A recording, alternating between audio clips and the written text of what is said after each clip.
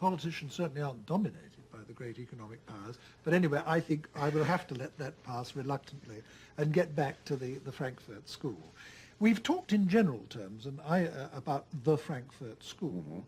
I mentioned 2 or 3 of the individuals in my opening remarks, but I think it would be especially interesting to hear just a word from you about who the main individuals were and what they were like, because after all they were your close friends and associates. Well, Horkheimer was the director of the institute.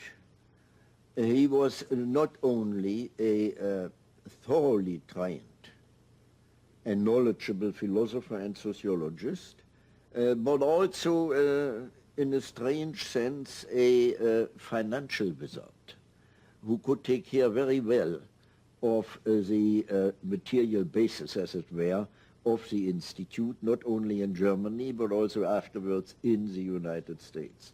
A brilliant man, and nothing that was written in the periodical of the institute and afterwards was written without previous discussion with him and with the other collaborators at the institute. Adorno, a genius. I have to call him a genius because I have never seen anyone who was, as you already mentioned, so equally well at home in philosophy, sociology, psychology, music, whatever it may be. It was absolutely amazing. When he talked, it could be printed without any change. It was perfectly ready for print. Then are those who are unjustly neglected or forgotten.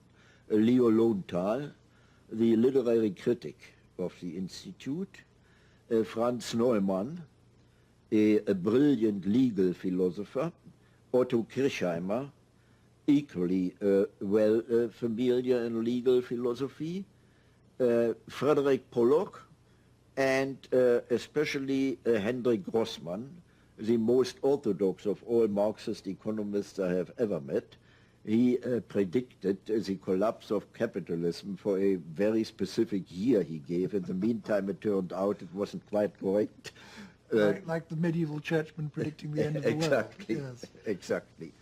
And Pollock, who after all wrote, I think, the first article in which he tried to argue that there are no compelling internal reasons why capitalism should collapse. Now,